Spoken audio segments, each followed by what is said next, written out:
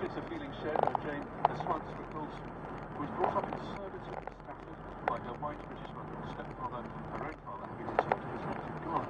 Jane had very little sense of her African background growing up, even though she was heavily involved in the politics of Africa at university and as a VSO volunteer in Tanzania. In fact, it wasn't until she was 37 that she decided to try to track down her father in Ghana and discovered that her roots went deeper into Fanti culture than she could possibly have imagined. She joins us now. Good morning, Jane. Good morning. Why did you decide to track down your father after nearly 40 years? Well, I suppose it sounds strange that I should have waited so long, especially since it was something, we were talking about secrets and hidden family stories. My family secret was a little bit obvious because I was the only black kid on the block, so it was not possible to keep it a secret. And I suppose all during my life since I can remember, at 3 or 4, I knew I was different because people had noticed it, and every time I walked out, people said, "Where did you get that child, and who are you, and where do you come from," and so on.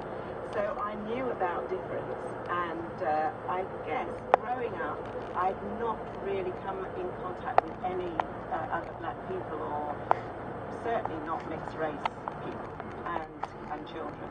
And so I suppose that was something that was with me all the time. I asked questions about my father and where I came from, which were really largely unanswered. But why did I leave it so long? I think it's partly because you don't want to hurt people. Like Michael, I had a wonderful family, stepfather, a very large extended family who were very warm to me. And somehow you feel like it's a bit of a betrayal, you know? But it's not exactly shame, but this was a story that was coming up from horrendously.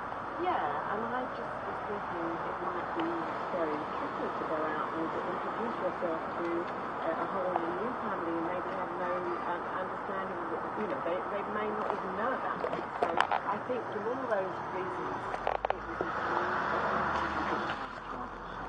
Yeah. And that was something that maybe provoked. Yeah, I think so, yes. My son Josh, he was 2 and a half when I first met my dad, and I think one of the things that really spurred me on was to think I didn't want that to happen to our kids, that they would also be asked where do you come from, and they wouldn't know either. So I think it's really important to know your own story. So how did you do it? How did you actually track him down?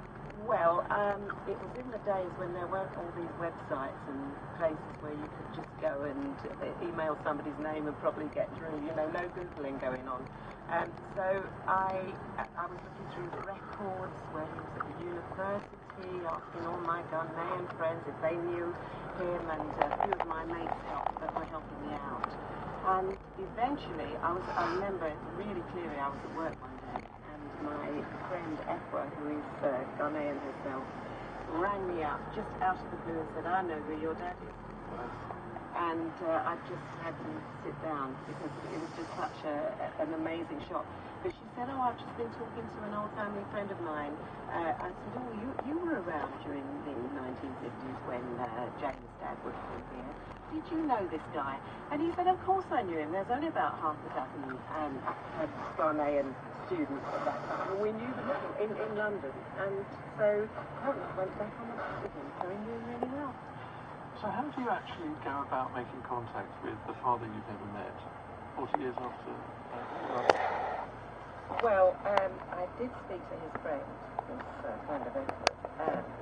I spoke to him on the phone, and he said to me, "Oh, I'm sure your dad would really love to meet you.